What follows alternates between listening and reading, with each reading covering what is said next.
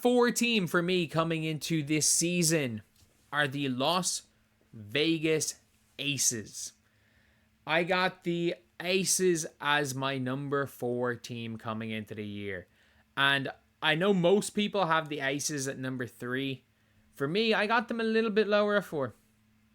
I got them a little bit lower because I just think I think they're good.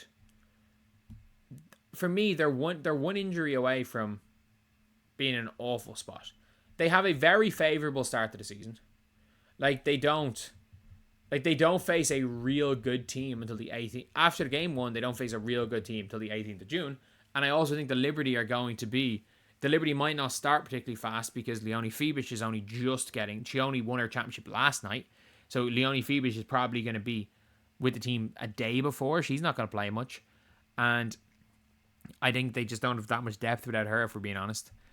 But when it comes to the roster, the New York Liberty have the best starting 5. I say not the New York Liberty, sorry. The Aces have one of the best starting 5s in the W. Jackie Young is fantastic. She's fantastic. Chelsea Gray, this is where it all comes down to, because if Chelsea Gray is Chelsea Gray, and I don't mean if Chelsea Gray is Chelsea Gray for 5 possessions a game, if Chelsea Gray is Chelsea Gray for 32 minutes a game, then maybe I can see why people have Aces at 3. Heck, maybe I can see then why people have the Aces at 2. But until I see it, people are talking about how good she was in Unrivaled. She still looks slow in Unrivaled. She still looks slow. Team players were still able to get at her, and I think she can be targeted. And I think she's going to be okay. Aaliyah Nye is going to be a sniper. Meg Gustafson, she was on a foot scooter or a knee scooter the last time I saw her, which is not good. Which wasn't that long ago. It was not that long ago, and she's on the roster. Aja Wilson's Aja Wilson. Let's be honest. Aja Wilson's Aja Wilson. Even if Aja Wilson has a down year for Aja Wilson would be 24, 10.5. That's a down year for Aja Wilson. She's arguably the best player in the world. She's still going to carry the team to wins in quite a lot of games. Jewel Lloyd. Now, this is the real tough one. Is Jewel Lloyd a net negative for a team? I think the answer might be yes. If I honestly was the Vegas Aces, I would not have traded for Jewel Lloyd. I wouldn't have done it. I would have traded Kelsey Plum for the 2 pick. I would have taken Dominique Malonga. You would have had Dominique Malonga in this team, and I would have just paid Tiffany Hayes. I would have paid Tiffany Hayes. And Chian Parker-Tyus, she's obviously pregnant. Kitley's not going to play at all. Kia Stokes is good defender, garbage on offense. But yeah, people on my chat are talking about it. We also cannot forget one of the biggest factors for the Aces winning games. The Aja whistle. The Aja whistle.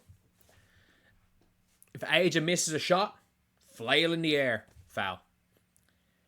If Aja misses a layup, it's a foul.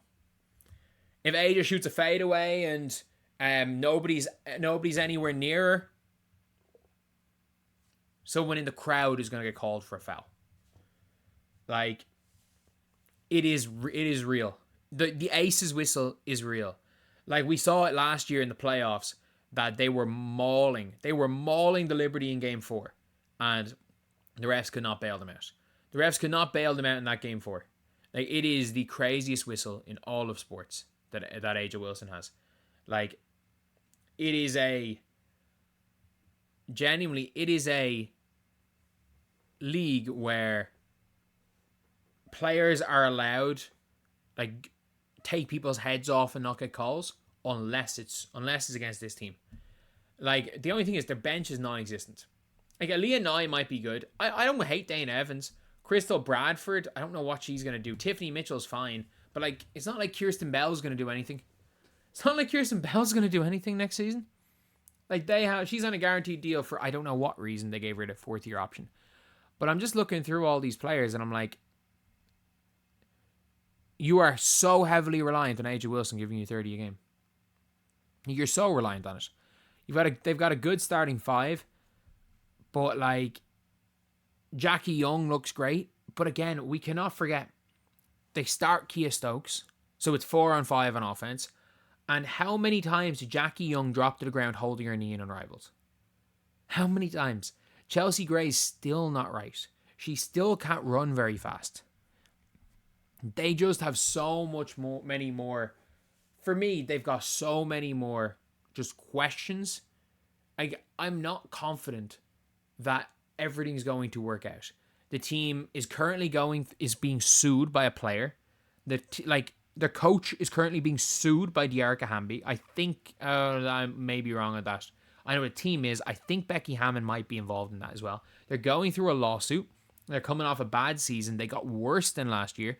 They not only lost Kelsey Plum and downgraded with Jewel Lloyd, they also lost 6th Player of the Year Tiffany Hayes. They lost Alicia Clark.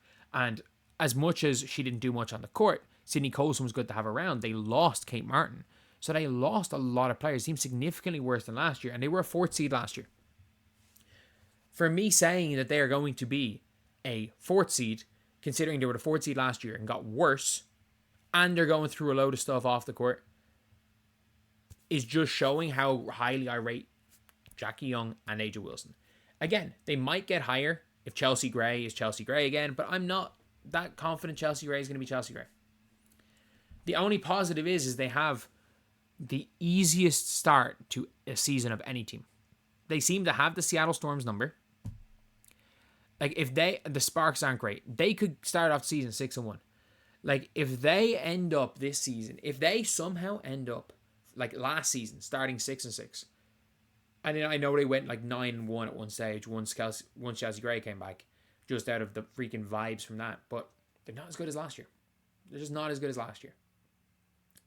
And Jewel Lloyd, it's not an assumption, but I wouldn't be surprised if Jewel Lloyd just starts chucking, man. I wouldn't be surprised if Jewel Lloyd starts chucking, because she's always been a chucker. Always been a chucker. And you lose 2 assistant coaches that seem to be doing well as head coaches. Like Natalie and Tyler Marsh are both doing well. Are both seemingly doing well. So, yeah, refs are scared of Becky Hammond. The refs are 100% scared of Becky Hammond. Becky Hammond, I've seen. Do you remember last year when the Fever got one favourable call and Becky Hammond chased down a referee? She chased down a referee screaming at the ref, got teed up, and then for the rest of the game, every single call went to the Aces. They're scared out of their mind of Becky Hammond. And Becky Hammond, I remember I tweeted out something along the lines of our WNBA refs are scared. I tweeted out something along the lines of that. I can't remember. But Becky Hammond blocked me on Twitter for it, which was hilarious. I didn't even tag her. So she was clearly typed in Becky Hammond and just started clicking through search. Start going through search and everything. But yeah, especially if you have the bald Michael Jordan ref that wears 23, you better believe it's going to be tough to beat the Aces with the Jordan ref. But at the same time, look, I rate this team goes where Jackie Young they go where Chelsea Gray and Jewel Lloyd goes, because Jackie Young and Aja Wilson are going to be great. They're going to be great. We know what we're getting from them.